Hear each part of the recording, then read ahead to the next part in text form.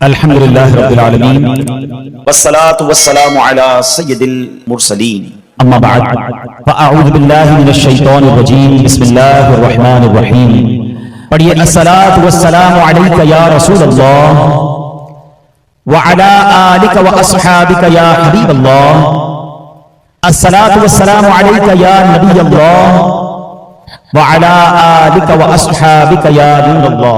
والدین کی طرف سے اولاد کو جو سب سے پہلا تحفہ ملتا ہے نا وہ کیا ہے کہ اس کو اچھا نام دیا جائے۔ اب آج ایک بڑا عجب فینومینا ہے، نام تو وہ رکھنا ہے بچے کا جو پورے کراچی میں نہیں ہونا چاہیے کسی کا۔ یہ پتہ نہیں کدھر سے لوگوں کے دماغ میں پھنس گیا ہے کہ بھائی نیا نام ہونا چاہیے۔ ارے اللہ کے بندو، اتنے پیارے پیارے نام موجود ہیں، اللہ کے نام ہیں، اللہ کے نبی کے نام ہیں، صحابہ کے نام ہیں، اولیاء کے نام ہیں، برکت والے نام رکھو۔ نہیں، نام وہ بتاؤ جو کہیں نہ ہو۔ اچھا پھر وہ یونیک کے چکر میں ایسے نام رکھتے ہیں کہ جس کا نہ کوئی معنی ہوتا ہے نہ کوئی سر پیر ہوتا ہے۔ تو خدا را ایسا نہ کریں۔ سبحان اللہ، نبی پاک کی حدیث ہے جس کا مضمون ہے کہ جو اپنے بیٹے کا نام میرے نام کی تعظیم کی نیت سے محمد رکھے یا احمد رکھے، اللہ کریم اس تعظیم کی برکت سے ان کے ماں باپ کی مغفرت فرما دے گا۔ ماں باپ کی مغفرت ہو جاتی ہے اگر بچے کا نام محمد ہو یا احمد ہو۔ اچھا پھر اس میں ایک اور عجیب بات آ گئی ہے کہ اچھا چلیں قرآن سے رکھتے نام، تو قرآن کھولا اور جو نام سامنے نظر آ گیا وہ رکھ دیا، کیونکہ مانا تو پڑھنا نہیں ہے، پوچھنا ہے نہیں۔ وہ چٹکلا ہوا نا کہ ایک عورت کی ایک بچی پیدا ہوئی، اس نے قرآن شریف کھولا، سورہ کوثر، انا اعطیناک الکوثر، بچی کا نام رکھ دیا کوثر۔ اگلی بار پھر بچی پیدا ہوئی، اب پھر سورہ کوثر کھولی، فصل لربک وانحر، بچی کا نام ونحر رکھ دیا۔ ونحر کے معنی تو پوچھو۔ اب تیسری بچی پیدا ہوئی، ان شانئک هو الابتر، بچی کا نام رکھ دیا ابتر، قرآن سے رکھا ہے۔ ابتر کے معنی تو پڑھے، نسل کاٹ کٹا ہوا جس کی آگے نسل ختم ہو جائے۔ اگر قرآن سے ہی رکھنا ہے تو قرآن میں تو شیطان بھی لکھا ہوا ہے، تو کیا بچے کا نام شیطان رکھ دیں گے؟ سوچئے نا، ہم اب کیوں اپنی دماغ سے فیصلے کرتے ہیں؟ اگر آپ کو واقعی قرآن و حدیث کا کوئی نام چاہیے تو کسی عالم دین سے رابطہ کر لیں، اس کا معنی لے لیں، تو اپنے بچوں کے لیے اچھا نام تلاش کریں، کیونکہ قیامت کے دن بچے کو اس کے نام، اس کے والد کے نام سے پکارا جائے گا۔ اب سوچیں اگر قیامت کے دن کسی کو پپو، گڈو، ٹومی، پومی، پتہ نہیں کیا کیا نام رکھتے ہیں، اس سے پکارا جائے گا تو آپ خود سوچیں یہ کیا کر رہے ہیں؟ میرے بیٹے کو پکارا جائے اور محمد کے نام سے پکارا جائے، بلال کے نام سے پکارا جائے، احمد کے نام سے پکارا جائے، ابو بکر کے نام سے پکارا جائے، عثمان کے نام سے پکارا جائے، میری بچی کو پکارا جائے تو فاطمہ کے نام سے پکارا جائے۔ کیا معلوم بیوی فاطمہ بھی جلوہ فرما ہو اور کہیں کہ میری کنیز آئی ہے اور میری بیٹی کی مغفرت ہو جائے۔ یہ اچھی سوچ ہماری ہونی چاہیے کہ ہمارے گھر میں صحابہ، اہل بیت اور انبیاء کی برکتیں لینے والے نام ہونے چاہیے۔ کہ بلا شیخ طریقت امیر اہل سنت کا تو بڑا انداز ہی پیارا ہے کہ آپ جب بھی کسی بچے کا نام رکھتے ہیں پہلے بیٹے کا نام محمد رکھتے ہیں، پھر فرماتے ہیں پکارنے کے لیے احمد رضا رکھ لیں، پکارنے کے لیے بلال رضا رکھ لیں، پکارنے کے لیے آپ کوئی اور صحابی کا نام رکھ لیں، مگر نام اصلی نام محمد رکھیں تاکہ وہ جو برکت ہے حدیث پاک میں وہ آپ کو مل جائے۔ درود پاک کے بے شمار فضائل و برکات ہیں۔ القول البدی میں ہے حضرت ابو عباس احمد بن منصور رحمت اللہ تعالی علیہ کو انتقال کے بعد کسی نے خواب میں دیکھا کہ وہ سر پر موتیوں کا تاج سجائے، جنتی لباس میں ملبوس، شیراز کی جامع مسجد کے محراب میں کھڑے ہیں۔ خواب دیکھنے والے نے عرض کی ما فعل اللہ بکا، یعنی اللہ پاک نے آپ کے ساتھ کیا معاملہ فرمایا؟ تو فرمایا کہ میں کثرت سے درود شریف پڑھا کرتا تھا، یہی عمل کام آ گیا، اللہ پاک نے میری مغفرت فرما دی اور مجھے تاج پہنا کر جنت میں داخل کر دیا۔ کیا بات ہے درود پاک کی! آپ یقین کریں، اگر میں آپ سے یہ کہوں کہ زندگی میں ایک مسلمان ہونے کی حیثیت سے اگر آپ اپنی خواہشات، اپنی ڈیزائرز کیا کیا ہیں لکھیں ذرا، کہ مجھے دنیا میں کیا چاہیے، مجھے مرتے وقت کیا چاہیے، قبر میں کیا چاہیے، مرنے کے بعد محشر کے دن میں کیا چاہتا ہوں، کبھی اکیلے بیٹھے نہ تو لکھیے گا، ٹھیک ہے؟ اور اب میں آپ کو بہت ساری حدیثوں کا کچھ نچوڑ پیش کرنے جا رہا ہوں، سنتے جائیے اور سبحان اللہ بھی کہتے جائیے۔ اگر آپ روزی میں برکت چاہتے ہیں تو درود پاک پڑھیے، اگر آپ بیماری سے شفا چاہتے ہیں تو درود پاک پڑھیے، اگر آپ ذلت و رسوائی سے بچنا چاہتے ہیں تو درود پاک پڑھیے، اگر آپ عزت میں اضافہ چاہتے ہیں تو درود پاک پڑھیے، آپ مصیبتوں اور پریشانیوں سے بچنا چاہتے ہیں تو درود پاک پڑھیے، مرتے وقت کلمہ پڑھنا چاہتے ہیں تو درود پاک پڑھیے، مرتے وقت آقا کا دیدار کرنا چاہتے ہیں تو درود پاک پڑھیے، آپ یہ چاہتے ہیں کہ آقا اپنے مبارک ہاتھوں سے قبر میں اتارے تو درود پاک پڑھیے، اپنی قبر کو نور مصطفیٰ سے جگمگانا چاہتے ہیں تو درود پاک پڑھیے، قیامت کے دن نبی پاک کے پرچم تلے اٹھنا چاہتے ہیں تو درود پاک پڑھیے، آقا کے ہاتھوں جام کوثر پینا چاہتے ہیں تو درود پاک پڑھیے، اور سنیے آقا کے ساتھ جنت میں جانا چاہتے ہیں تو درود پاک پڑھیے، مدینے جانا چاہتے ہیں، بار بار جانا چاہتے ہیں تو درود پاک پڑھیے، اور زندگی میں دیدار مصطفیٰ کرنا چاہتے ہیں تو درود پاک پڑھیے۔ کچھ باقی رہ گئے؟ اللہ اکبر۔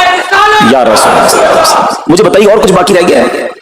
एक मुसलमान होने की हैसियत से what ever I need in दुनिया और इन हियर आफ्टर, दुनिया और आखिरत में जो कुछ चाहिए, रोजी बरकत वाली जिंदगी, इज्जत वाली है, परेशानियां दूर हो जाएं, बीमारियां दूर हो जाएं, जिल्लत और रुसवाई से बचा रहूं, ईमान वाली मौत मिले, जब तक जिंदा रहूं मदीने आता जाता रहूं, आका की दीद करता रहूं, आका जन्नत में साथ ले जाएं। अब कुछ बाकी बचता है?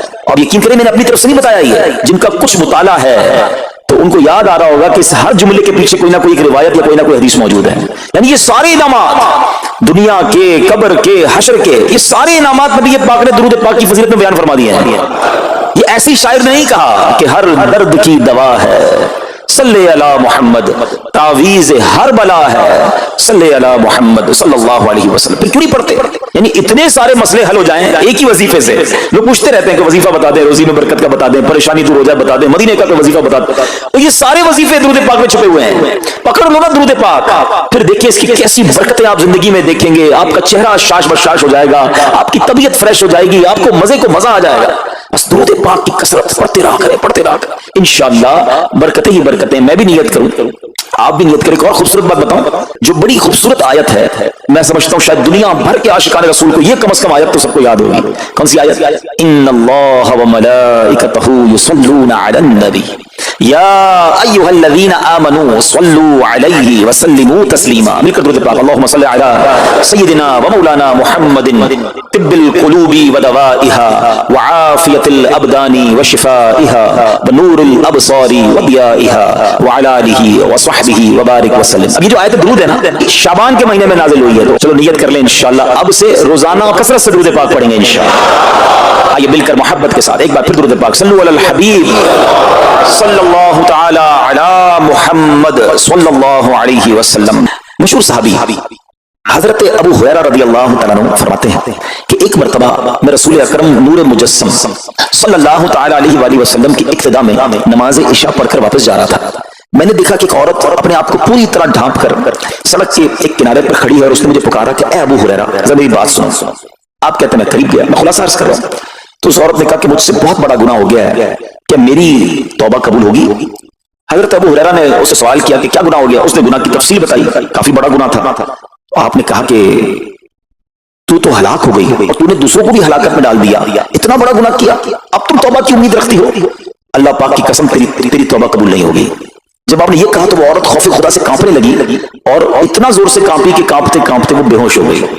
आप नबी पाक की बारगाह में आ गए। अब आपको ख्याल आया कि यार मैंने इसको कह तो दिया, मगर मैंने अल्लाह के नबी सल्लल्लाहु अलैहि वसल्लम से मशवरा तो नहीं किया, प्यारे आका से पूछा तो नहीं। अब आप नबी पाक अलैहिस्सलाम की बारगाह में आए और आका से अर्ज की कि हुजूर ऐसा ऐसा हुआ और एक औरत मुझे मिली और उसने मुझे अपना गुनाह बताया। मैंने कहा इतना बड़ा गुनाह, अब तेरी तौबा कबूल नहीं होगी।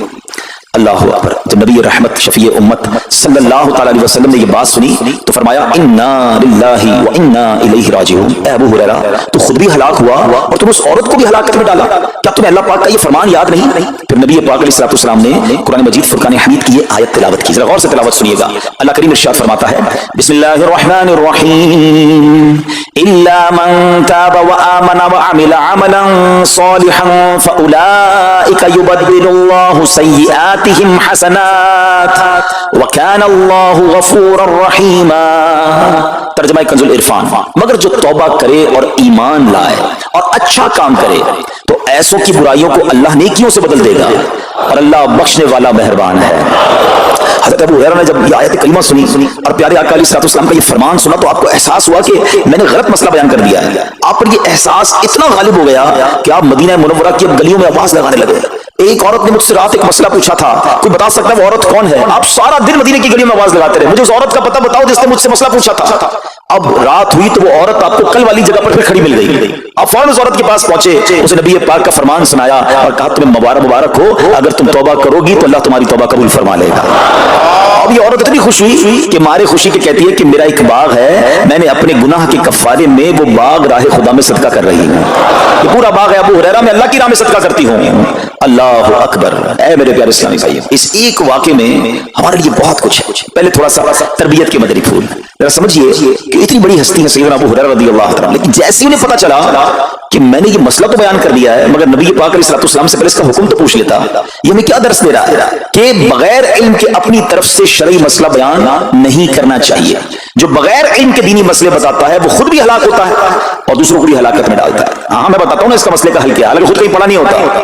تو جب تک آپ کو علم نہیں ہے, آپ جانتے نہیں ہیں, تو کسی مسئلے کو بیان نہیں کرنا چاہیے. دوسری بات کہ اگر خدا نہ خواستہ کوئی غلط مسئلہ بتا بیٹھا یا بتا تو درست رہا تھا, بتاتے بتاتے غلطی کر بیٹھا, تو اسے چاہیے کہ ازالہ کرے, فوراً اس کا جو بھی ازالہ بنتا ہے وہ کرے. سیدنا ابو ہریرہ رضی اللہ عنہ کا ازالہ تو دیکھیں کہ آپ کو جیسے ہی پتہ چلا کہ اصل مسئلہ یہ ہے, اب آپ مدینے کی گلیوں میں صدا لگا رہے ہیں, تلاش کر رہے ہیں, پورا دن ڈھونڈتے رہے اس خاتون کو کہ میری سے غلطی ہو گئی, میں نے اس کو غلط مسئلہ بتایا, تاکہ اس کو تلاش کر کے اس کو درست مسئلہ بتایا جائے.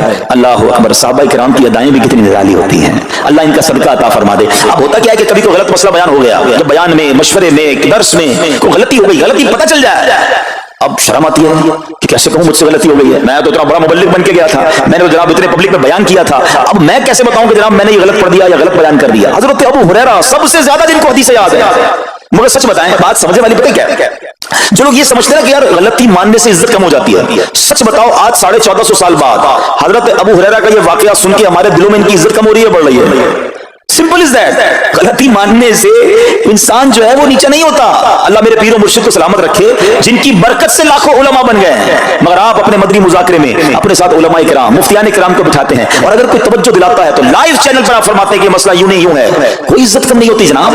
تو سبحان اللہ, دو باتیں سیکھنے کو ملی کہ پہلے بتانا ہی نہیں ہے, اگر نہیں آتا تو اپنی بڑائی مارنے کے لیے بندہ کہتے مجھے نہیں معلوم, واللہ اعلم میں نہیں جانتا, اور اگر آپ کو لگتا ہے میں صحیح بتا رہا ہوں اور پھر بعد میں کوئی توجہ دلا دے کہ آپ نے غلطی کی ہے, تو اس کو بالکل ماننے بھی اور اس کا ازالہ کریں. اچھا, اب علماء کرام نے بڑے پیارے طریقے بتائے. پہلے تو ظاہر یہ تھا کہ بھائی پبلک میں بیان کیا تو پبلک میں جا کر یا گلیوں میں جا کر آپ نے اعلان کیا. اب تو سوشل میڈیا کا زمانہ ہے, کچھ ویڈیو بنا کے ڈال رہے ہوتے ہیں, انسٹاگرام, تو ٹویٹر, تو پتہ نہیں کیا کیا چیزیں, موبائل فون, فیس بک, یوٹیوب, تو اب غلط مسئلے لوگ شیئر کر رہے ہیں. ایک یہ بڑا مسئلہ پتہ کیا ہو گیا, ہمارے موبائل پہ جیسے ہی کوئی ویڈیو کلپ آیا, کسی کا بھی آیا, یا کوئی پوسٹ آ گئی, فضیلت ہی آ گئی, نہ چیک کرنا ہے نہ کچھ کرنا ہے, اس کو فوراً فارورڈ کر دینا ہے. حالانکہ اس میں بعض اوقات غلط مسئلے ہوتے ہیں, بعض اوقات غلط حدیثیں ہوتی ہیں, ہمیں پتہ ہی نہیں ہوتا, ہم سمجھتے ہیں آگے شیئر کر دیں. اچھا, شیئر کرنے والوں کو بھی بڑا مسئلہ ہے. اگر کوئی وظیفہ, کوئی نفل, کوئی بھی چیز ہے, خود پڑھنی نہیں ہے, آگے 100 لوگوں کو بھیج دینی ہے, پہلے خود تو پڑھو. اچھا, خود بھی پڑھنے سے پہلے کہاں چیک کروایا؟ تو پلیز یہ شریعت کے معاملات ہیں, اس میں بڑی غلطی ہو سکتی ہے. تو اگر آپ کو کوئی بھی چیز شیئر کرنی ہے تو بیسٹ آپشن یہ ہے کہ دعوت اسلامی .net, دعوت اسلامی کی ویب سائٹ ہے, اس پر ایک گیلری کا آپشن ہے. آپ وہاں جائیے, وہ مفتیان کرام سے چیک ہوئی پوسٹیں پڑی ہوئی ہیں, آپ وہاں سے پوسٹ اٹھائیں, اس کو شیئر کر دیں, بنداز کریں, کوئی ٹینشن نہیں ہے, کیونکہ وہ علماء نے چیک کی ہوئی ہے. مگر ہر آنے والی پوسٹ, ہر آنے والی ویڈیو کو آگے بڑھا دینا, تو مشورہ یہی ہے کہ یہ بڑا سخت معاملہ ہے. کیونکہ یاد رکھیے, قرآن مجید فرقان حمید میں اللہ تعالیٰ ارشاد فرماتا ہے, وَمَنْ أَظْلَمُ مِمَّنِ افْتَرَىٰ عَلَى اللَّهِ كَذِبًا, اور اس سے بڑھ کر ظالم کون جو اللہ پر جھوٹ باندھے. اچھا, اس کے بارے میں علماء فرماتے ہیں کہ اللہ پر جھوٹ باندھنے والا سب سے بڑا ظالم ہے. جب ہم کسی کو دینی مسئلہ بتاتے ہیں تو اس کا مطلب کیا ہوتا ہے کہ اللہ نے فرمایا یا اللہ کے حبیب علیہ السلام نے فرمایا. اس کا مطلب اگر ایسا نہیں ہے تو یہ اللہ پر جھوٹ باندھنا ہو گیا نا. ہم نے تو کہا مجھے تو پتہ نہیں تھا, کسی نے پوسٹ بھیجی تھی, کسی نے بتایا تھا, اچھا میں نے کہیں سنا تھا. اب کئی لوگوں کی تو عادت پتہ کیا ہے, ان کے ساتھ بیٹھو نا تھوڑی دیر, تھوڑی بات کہیں اللہ یہ فرماتا ہے, اللہ نے قرآن میں یہ فرمایا, پوچھو کدھر فرمایا, بولا یہ نہیں پتا. اللہ قرآن میں یہ کہتا ہے, کہاں کہتا ہے بتاؤ نا, آیت دکھاؤ. اللہ نے فرمایا یہ کرنا چاہیے, کہاں فرمایا؟ اپنی طرف سے. اچھا, کیونکہ کہیں سنا تھا, کئی دوستوں کی محفل میں آدھی بات یاد تھی. ارے ڈرنا چاہیے کہ میں کیسے کہہ دوں کہ اللہ نے فرمایا, میں کیسے کہہ دوں نبی پاک علیہ السلام نے فرمایا, جب یاد نہیں, پڑھا نہیں. امیر اہل سنت کی آپ نے احتیاط دیکھی ہے, آپ حدیث کی کتاب منگاتے ہیں کہ پورا دیکھ کر پڑھتے ہیں, مگر یا تو اپنی مرضی سے چل رہا ہے معاملہ. خدا کے واسطے ہم سمجھ رہے ثواب کما رہے ہیں, اور ایسا نہ ہو کہ گناہ جاریہ والے کام ہو رہے ہوں. تو میں نے آپ کو آسان حل بتا دیا کہ دعوت اسلامی کے جو آفیشیل سوشل میڈیا کے پیجز ہیں, اگر آپ کو شوق ہے تو وہاں سے کوئی پوسٹ اٹھا لیں, وہاں سے کوئی چیز اٹھائیں اور اس کو شیئر کریں. باقی خدا را ان کاموں کو اپنی مرضی سے آگے نہ کریں, کہیں ہم گناہ گار نہ ہو. تو ایک بات تو ہمیں اس پورے واقعے سے سیدنا ابو ہریرہ رضی اللہ عنہ کو جو انداز, آپ کی عاجزی, آپ کا ازالہ کرنا, آپ کا اس عورت کو تلاش کرنا, یہ سکھا رہا ہے. یہ مسئلہ غلط بیان کرنا کتنا بڑا مسئلہ ہے, اللہ کرے کہ ہم اس کو سمجھیں. اب دوسری خوبصورت بات, آئے ہائے, عورت کا گناہ ہے, بڑا گناہ ہے, مگر نبی پاک نے جو آیت بیان فرما دی اور دوست تک پیغام پہنچایا کہ توبہ کر لو, میرا رب توبہ قبول فرما لے.